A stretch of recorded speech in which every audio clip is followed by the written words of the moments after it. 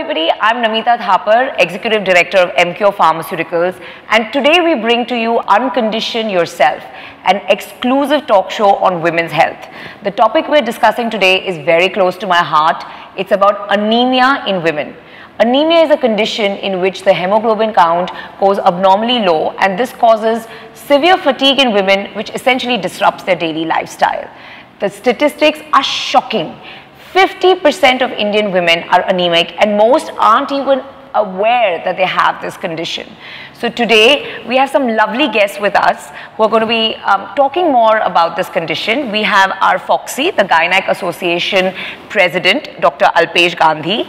We have Dr. Mrs. Meeta Nakhare. We have our very first patient, Amrita Kulkarni, and then Mrs. Gauri Bhire.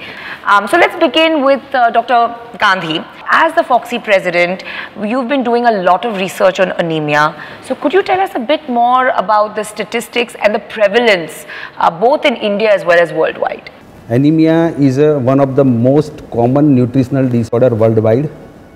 As you ask for the incidence across the world, then in developed countries, anemia prevalence is very less. Suppose we are taking example of USA, then in USA it is 6%. Whereas in developing countries like us, unfortunately India is one of the countries having the highest incidence of anemia, and as per the government's data of 2016 and 17, 58% of the children, 53% of adult women, 52% of pregnant women, and 56% of adult girls are having anemia. Moreover, so many girls and women are not knowing that they are having anemia. Because they have minor symptoms. In India, 64 million adult girls are having anemia. Shocking number. Any girl or any women, if having problem because of any preventable condition, then it's not good, it's a sad part, which can be easily tackled and eradicated. Absolutely. And you know, that brings me, Meeta, to my question for you, that since this is a preventable disease, the important thing is to be aware of the symptoms. So then you can go and get that simple blood test done. So what are the symptoms that our audience here should be aware about? See, to start off with, anemia, low hemoglobin.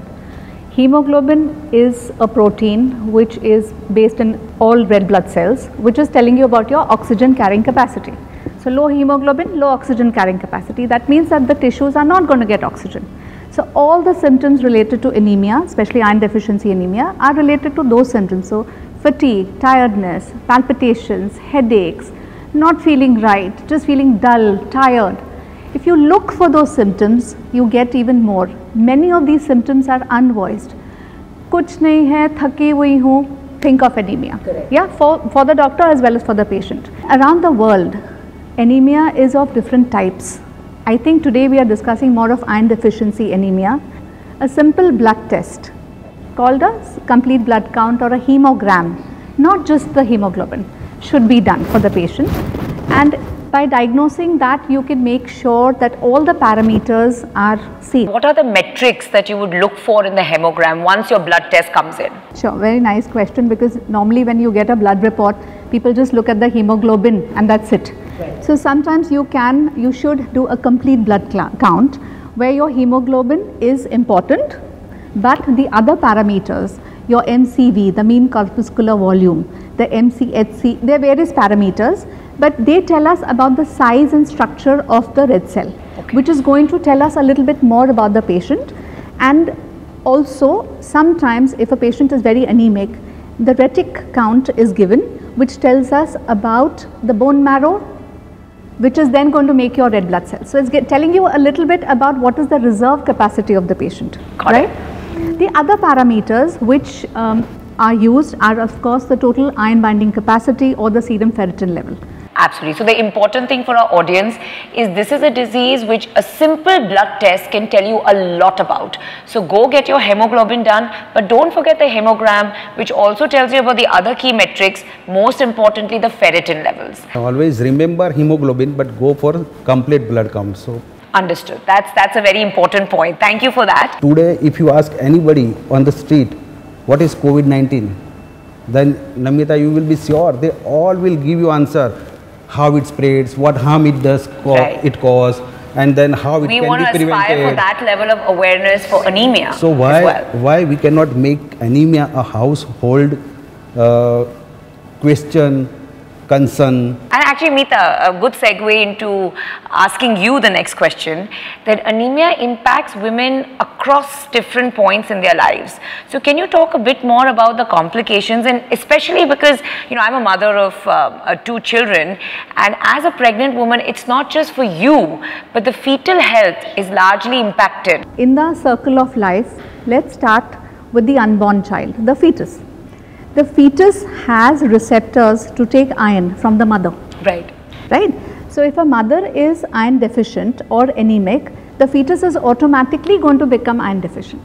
Right. So we need to make sure that our mothers are well nourished, especially do not have anemia, so that the unborn fetus. What are some of the complications? Yeah, I will tell you. So an anemic mother will make a smaller fetus. It will be a growth restricted fetus. There will be unexplained bad obstetric history.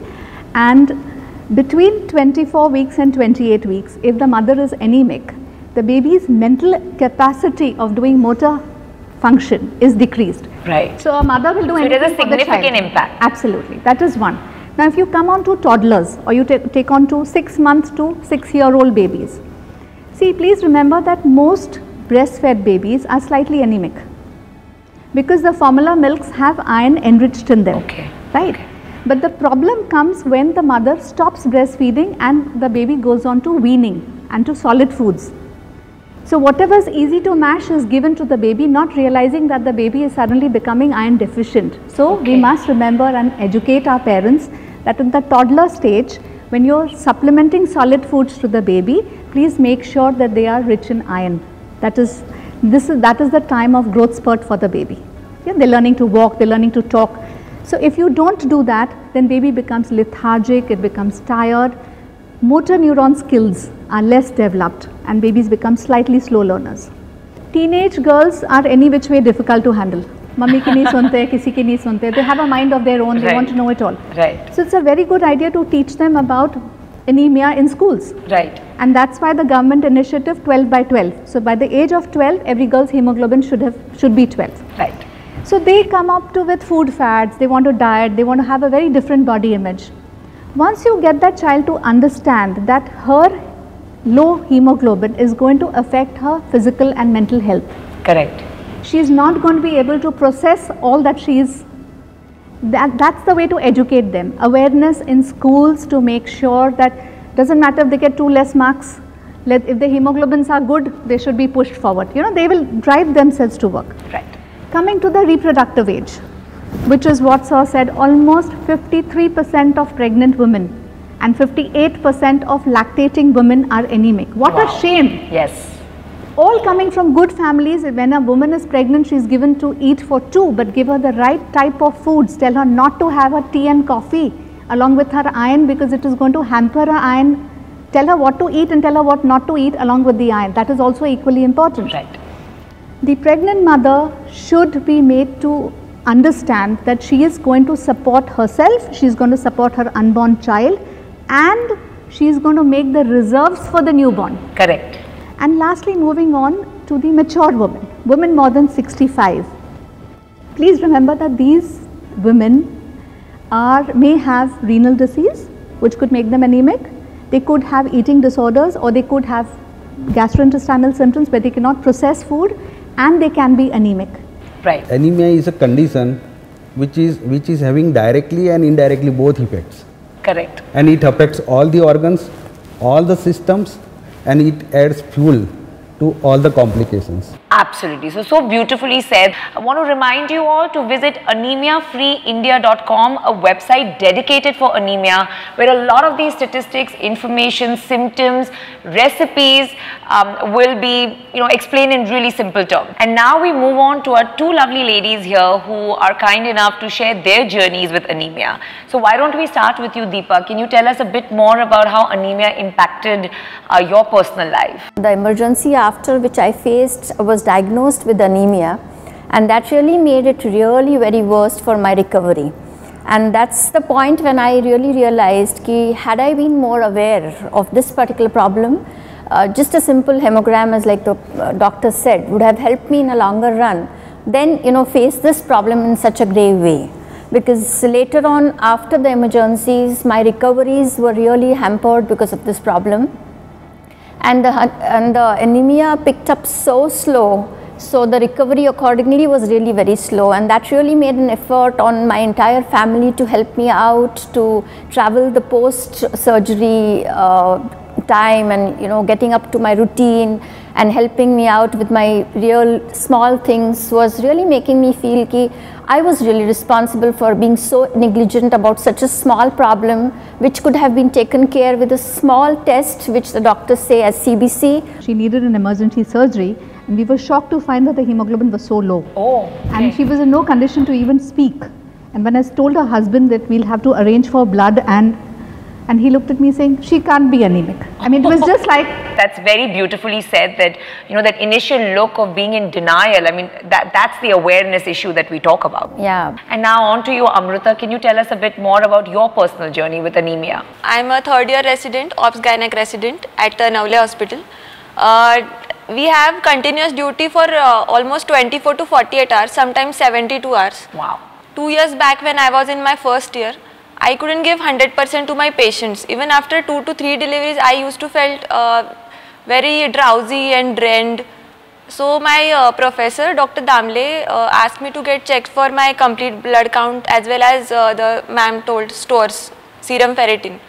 So my ferritin was just 2. Even if my... Just 2? Just 2, okay. Which is 60. Normal range normal is should 60. Be 60 and you were at 2. Yeah. Even though your hemoglobin was 11. My hemoglobin was 11. Okay. So I never looked like anemic. She has rightly mentioned that she was not in a position to give her 100% to her patients. Right. So performance, attentiveness, memory, everything is affected by anemia. And this is where I'd like to give a word of compliment to our brand ambassador, Mrs. Twinkle Khanna, because she's been supporting us for the last 3 years. Even I am more than 12, which means that the iron content in my blood is more than 12. If it's less than 12, then we are anemic. And being anemic is a hazard for every woman, for her health and for her pregnancy. Let's make India anemia free and take the first step today by taking a blood test. The iron in your blood has to be more than 12. With that, we come to the end of the show, and so I have a real quick question which I'd like all of you to answer. What is the one message that you'd like to give for our women with anemia?